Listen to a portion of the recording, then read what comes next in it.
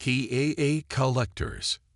The massive Volderi cruiser descended through Earth's atmosphere like a metallic leviathan, its hull gleaming with an unnatural purple sheen that seemed to absorb sunlight rather than reflect it.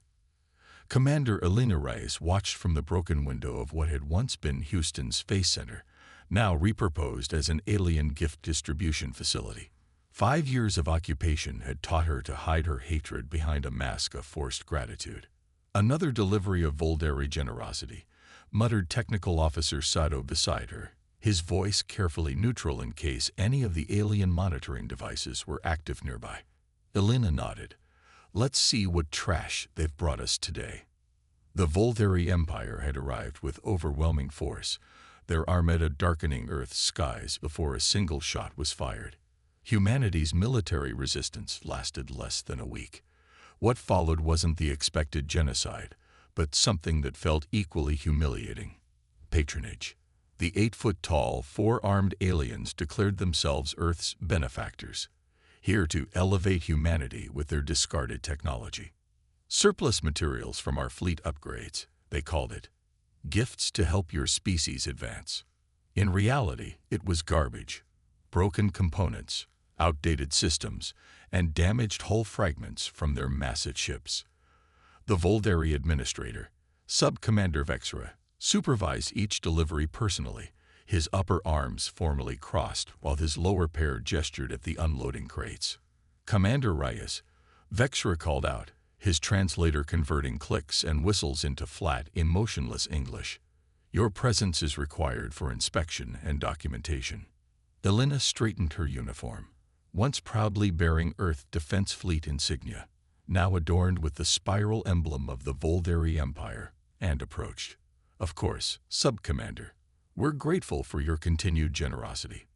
The words tasted like ash in her mouth. Vexra's compound eyes studied her face, searching for signs of insincerity, but Elena had perfected her performance over the years. This shipment contains decommissioned components from our recent destroyer-class upgrades, Vexra explained, mandibles clicking with pride. Though obsolete by our standards, they should be quite fascinating for your scientists. I'm certain they will be, Elena replied, watching as human workers, supervised by Volderi guards, unloaded crates of twisted metal, damaged circuit boards, and fractured power cells. But as the 4th container was opened, something caught Elena's eye. A partial sphere of dark material, unlike anything she'd seen in previous shipments.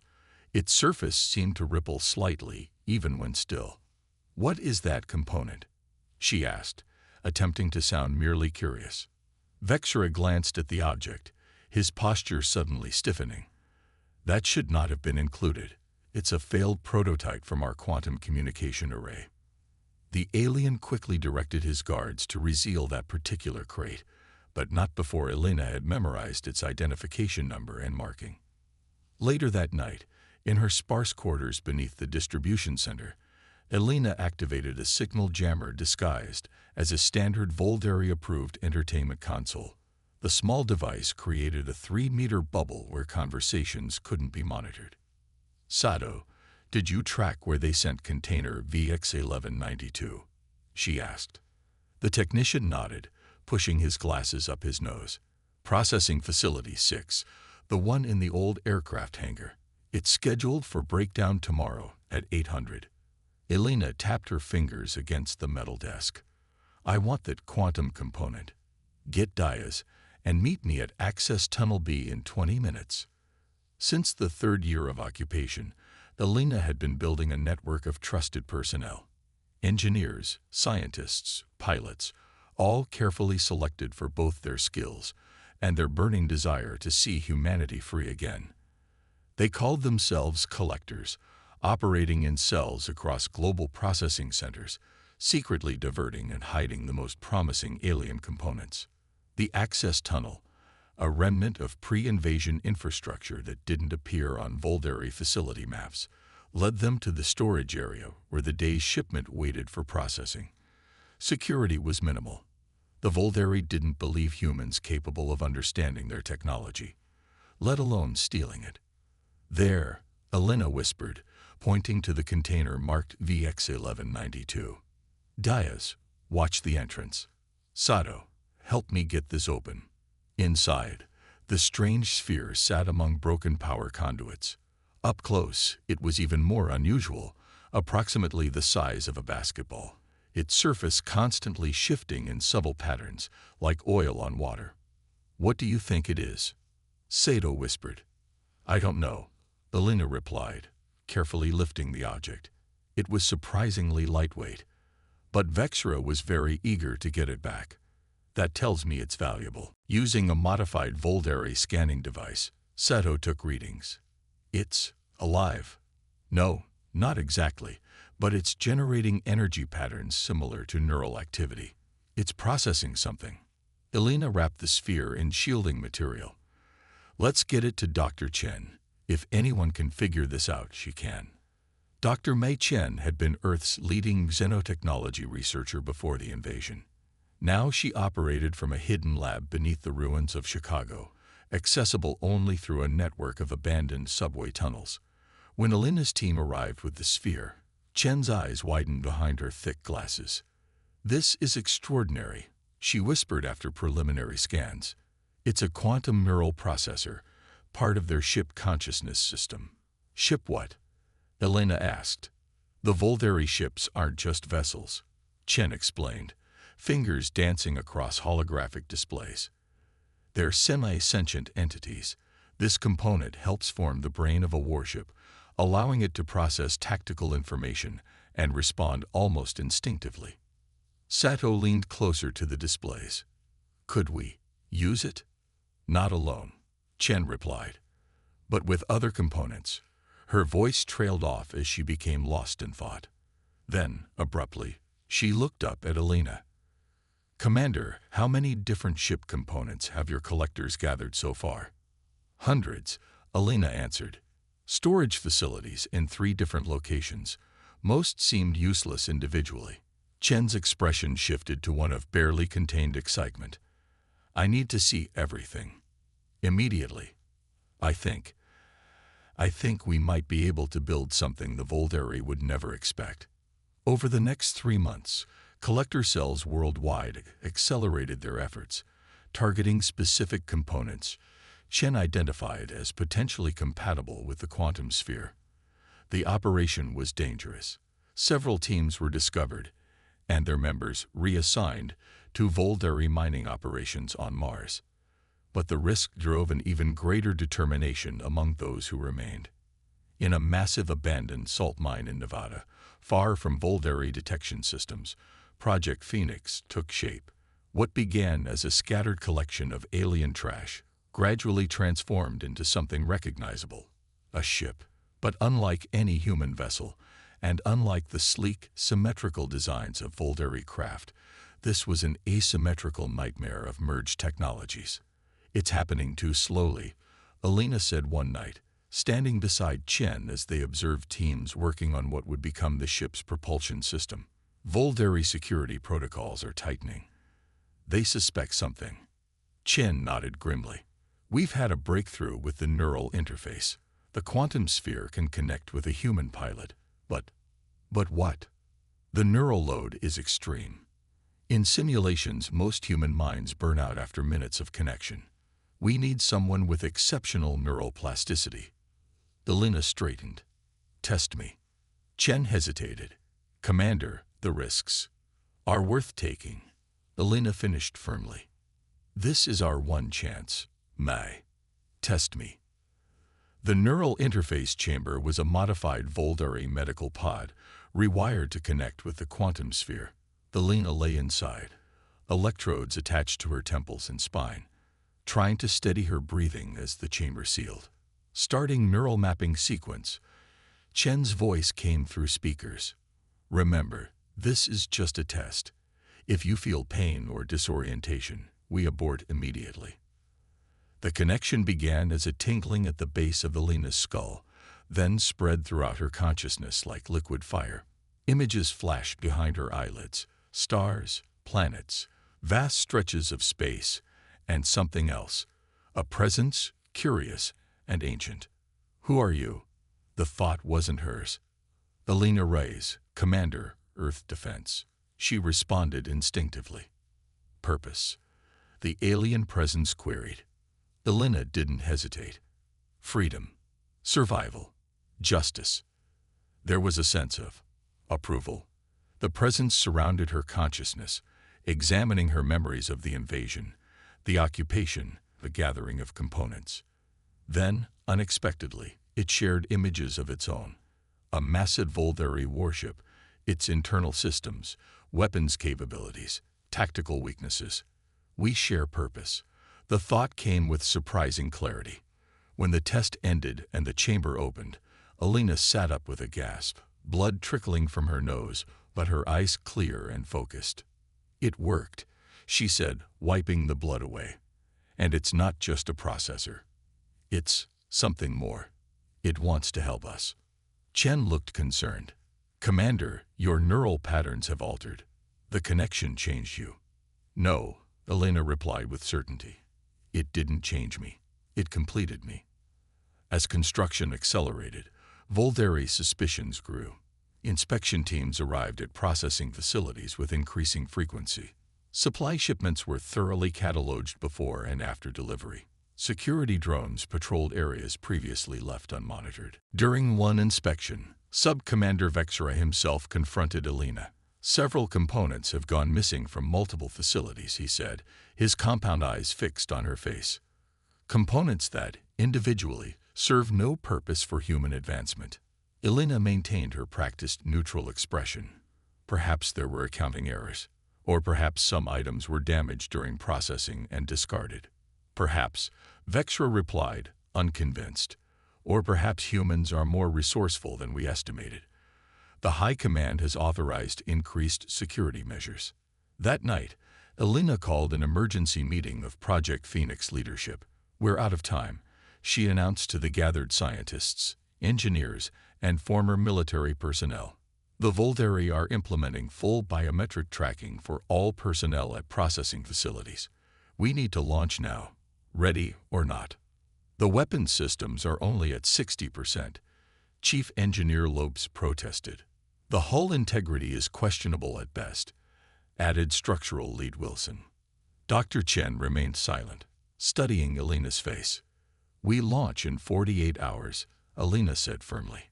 Dr. Chen and I will complete the neural interface tonight. Prepare the ship for its first flight. Later, alone with Chen in the interface chamber, Elena spoke quietly. It's been communicating with me, Mai, in dreams, showing me how to complete the systems, how to merge technologies we thought incompatible. Chen nodded slowly. I suspected as much. Your brain scans show constant activity in patterns matching the quantum sphere. You've established a permanent partial connection. Is that dangerous? Unknown, Chen admitted. But it explains why you alone can successfully interface with it. The question is, what is it? A ship AI? A trapped consciousness? Something else entirely? Elena touched the chamber surface. It doesn't matter. It hates the Volderi as much as we do. That's enough for now. The phantoms rise. Dawn broke over the Nevada desert, casting long shadows across the massive hidden hangar doors built into the mountainside. Inside, organized chaos reigned as final preparations were made for launch. The ship, now dubbed Phantom by the crew, was unlike anything humans had ever built. Its hull was a patchwork of different alien metals, some sections absorbing light, while others reflected it in impossible colors. The asymmetrical design should have been aerodynamically impossible, yet simulations suggested it would not only fly but maneuver with unprecedented agility. Within its core pulsed the quantum sphere, now integrated into a complete neural interface system designed specifically for Elena. Final systems check complete, announced Sato from the makeshift control center. All stations report ready, or as ready as they'll ever be. Elena stood before the ship, dressed in a modified flight suit integrated with neural connectors. Behind her, Dr. Chen made final adjustments to a spinal attachment. The interface should allow full neural integration, Chen explained, her voice tight with concern. But remember, at the first sign of neural overload, you must disconnect. No heroics, Commander. Elena nodded absently, her focus already half connected to the waiting ship. Since the initial test, the quantum presence had grown stronger in her mind, more distinct. It was eager, almost hungry for flight. "Open the hangar doors," she ordered. "Let's see if this nightmare flies." The massive doors rumbled open, revealing the pre-dawn sky. Elena walked up the entry ramp, feeling the ship respond to her presence even before formal connection. The interior was minimalist. A single pilot's chair surrounded by merged human and Volderi interfaces, all connected to the neural system. As she settled into the chair, neural connectors automatically attached to her flight suit. The moment contact was made, Elena gasped. Her consciousness expanded exponentially, no longer confined to her body. She became the ship, feeling every centimeter of its hull, every system, every power fluctuation. The quantum presence greeted her like an old friend. "Ready to hunt?" it asked. "Ready," Elena confirmed. Phantom lifted from the hangar floor without using conventional thrusters, a gravitational manipulation system pieced together from various Volderi components, creating its own localized field. It rose smoothly through the opening and into the open air. Below, the project team watched with bated breath as their creation took flight for the first time. Through external cameras, they could see the ship hovering momentarily before shooting upward at impossible speed, breaking the sound barrier without the expected sonic boom. Inside the control center, alarms immediately began to sound. Volderi patrol ships detected. Saito shouted. 3 vessels, approaching from the southwest. "They must have detected the launch," Lopes said grimly. "So much for the stealth systems." Chen's eyes were fixed on the neural activity readings streaming from Phantom. Elena's neural activity is off the charts, but stable. She and the ship are synchronizing. High above Earth's atmosphere, Elena experienced space with senses beyond human limitation. Phantom's sensors detected the approaching Volderi ships long before they appeared visually. 3 standard patrol vessels, fast but lightly armed. "They underestimate us," the quantum presence noted with something like amusement. Elena felt the ship's weapon systems coming online. A hodgepodge of salvaged Volderi technology that shouldn't have worked together but somehow did. The neural interface allowed her to target with thought alone. No mechanical systems required. The Volderi vessels sent standard identification queries, expecting to encounter another alien ship rather than a human creation. Elena kept Phantom still, deciding how to respond. "Let them come closer," the presence suggested. "Let them see what we are." The lead Volderi ship approached cautiously, scanners active. Elena felt the moment they recognized the vessel was constructed from their own discarded technology. Confusion rippled through their communications, followed by alarm. "Unidentified vessel, power down immediately," came the translated command. "You have misappropriated Imperial property. Surrender for boarding and inspection." Elena didn't bother responding verbally. Instead, Phantom surged forward with impossible speed, its patchwork hull rippling as if alive. The Volderi ships scattered, but too late. Weapons fired from multiple points along Phantom's body, precisely targeting propulsion systems. 2 patrol ships immediately lost engine capability, spinning helplessly in orbit. The third managed to evade the first volley and returned fire, its energy weapons striking Phantom's hull. Instead of damaging the ship, something unexpected happened. The hull absorbed the energy, its surface rippling more vigorously. Elena felt the power redirecting through internal systems, strengthening shields and weapons. "They feed us," the quantum presence explained with satisfaction. "Their weapons make us stronger." With a thought, Elena disabled the 3rd patrol ship, carefully avoiding critical life support systems. She wanted the Volderi alive to carry a message. Diverting power to communication systems, she opened a channel to all 3 disabled vessels. "This is Commander Elena Reyes of Earth. Your ships have been disabled but your crews spared. Return to your fleet with this message. Humanity is no longer accepting your trash or your tyranny. We have learned, we have built, and now we will fight." As the Phantom turned away, Alina felt a Volderi distress signal transmit from the damaged ships. Within minutes, alerts indicated multiple larger vessels changing course toward Earth. The invasion fleet was responding. Back at the Project Phoenix base, the mood shifted from celebration over Phantom's successful flight to dread as their monitoring systems detected the approaching Volderi armada. 7 capital ships, including their flagship, Sato reported grimly. They'll reach Earth orbit in under 2 hours. Chen's face was pale as she studied the incoming data from Phantom. Alina needs to return immediately. Her neural load is approaching critical levels. A communication from the ship cut through their discussions, Alina's voice sounding strangely harmonized, as if 2 beings spoke through her. I'm receiving your concerns, but we can't retreat. The Volderi are coming in force. This is our moment to strike. Commander, the neural strain will cause permanent damage if you remain connected much longer, Chen argued. Then we'll make this quick, Alina replied. Phantom has shown me something about the Volderi fleet. Their ships are connected through a quantum network similar to my interface with Phantom. If we can disrupt that network, you'd need to get close to their flagship, Lopes interjected. That's suicide. Not for us, came Alina's confident response. Prepare secondary resistance teams worldwide. When their command structure falters, target their ground installations. The communication ended before further protests could be made. In orbit, Phantom waited, hovering at the edge of detection range as the Volderi armada approached. Alina felt the quantum presence analyzing the approaching vessels, identifying critical nodes and communication relays.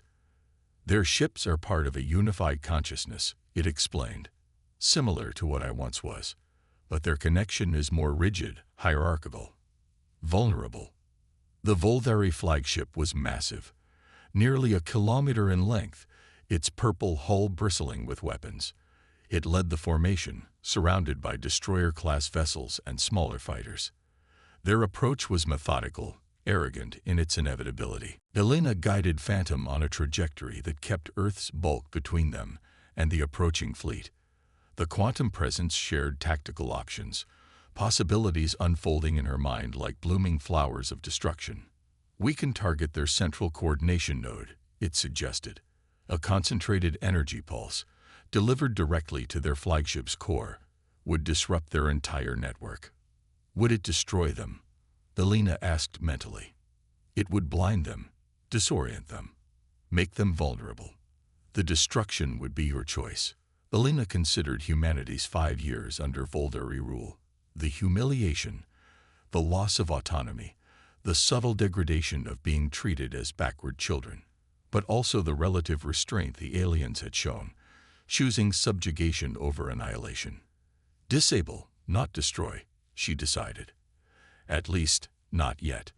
The Volderi fleet entered Earth orbit, spreading out in standard defensive formation. Patrol vessels began systematic scans, searching for the rogue ship that had attacked their scouts. Phantom remained hidden, its unique hull absorbing sensor sweeps without reflection. At the precise moment, the flagship rotated to coordinate the search pattern, exposing a junction between its command center and engine section. Phantom struck. Moving faster than any tracking system could follow, it streaked across the gap between Earth and the flagship, firing not conventional weapons, but a concentrated pulse of the same quantum energy that powered its neural interface. The effect was instantaneous and spectacular. Cascading energy discharges rippled across the entire Volderi fleet, their precisely coordinated movements dissolving into chaos. Ships drifted, weapons powered down, and communications fell silent. Alina broadcast on all frequencies. Attention Volderi fleet. Your neural network has been temporarily disabled. Your ships are vulnerable. This is but a demonstration of what we can now achieve with the technology you discarded. Withdraw from Earth orbit and prepare to negotiate new terms with humanity as equals, not subjects. For several tense minutes, there was no response. Then, a single communication channel opened. Sub-Commander Vexra's voice came through, lacking its usual confident authority. "Commander Reyes," he acknowledged, "it seems we have underestimated human ingenuity. The High Command requests a cessation of hostilities while we reassess the situation." Elena felt satisfaction ripple through both her consciousness and the quantum presence. "Agreed, but with conditions. All Volderi ground forces will stand down immediately. Human representatives, chosen by humans, not appointed by your empire, will participate in all future negotiations. The High Command will need time to consider." "The High Command has 1 hour," Elena interrupted. "Phantom will remain on station, prepared to demonstrate further capabilities if necessary." As the communication ended, Elena became acutely aware of the neural strain. Pain lanced through her head, and warning systems flashed throughout the ship. The quantum presence surrounded her consciousness protectively. "You must disconnect soon," it urged. "The connection is damaging your organic systems." "Not yet," Elena insisted. "Not until we're certain." Across Earth, resistance cells activated as Volderi ground forces suddenly lost coordination with their fleet. Processing facilities, administrative centers, and security outposts found themselves surrounded by humans who had secretly prepared for this moment. In the Nevada base, Dr. Chen watched both the orbital standoff and Elena's deteriorating neural readings with growing alarm. "She needs to disconnect now," she told the gathered team. "The neural load is approaching irreversible damage thresholds."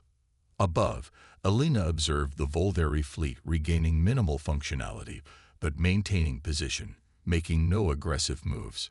Patrol ships returned to the flagship, and communication channels buzzed with encrypted discussions. Finally, exactly 57 minutes after her ultimatum, Vexra's communication returned. "The High Command accepts your initial terms for cessation of hostilities. Our ground forces have been ordered to stand down and return to designated gathering points. We request formal negotiation protocols begin within 24 hours." Elena allowed herself a moment of pure triumph, shared with the quantum presence that had become almost a second self. "Agreed. Phantom will maintain oversight to ensure compliance." Only when the Volderi acknowledgement came through did Elena finally allow herself to begin disconnection procedures. The separation was painful, like tearing away part of herself. The quantum presence lingered at the edges of her consciousness. "We have won this battle," it reassured her. "Rest now. Heal. I will wait for your return." As Phantom returned to Earth under minimal guidance systems, Elena collapsed in the pilot's chair, blood trickling from her ears and nose, but a smile on her face. Humanity had taken its first step toward freedom, transforming the aliens' trash into something that would haunt their nightmares for years to come. In the days that followed, as negotiations began, and Volderi forces gradually withdrew from Earth's surface, the legend of Phantom grew. The ship remained partially active, even without Elena's direct connection, its systems running on minimal power, waiting. Project Phoenix expanded, studying the vessel and preparing for what might come next. Elena herself spent weeks recovering from neural strain, but the connection never fully disappeared. In quiet moments, she could still feel the quantum presence at the edge of her thoughts, watching, learning, planning. The Volderi had given humanity their garbage, expecting gratitude. Instead, humans had built a nightmare that would forever change the balance of power among the stars.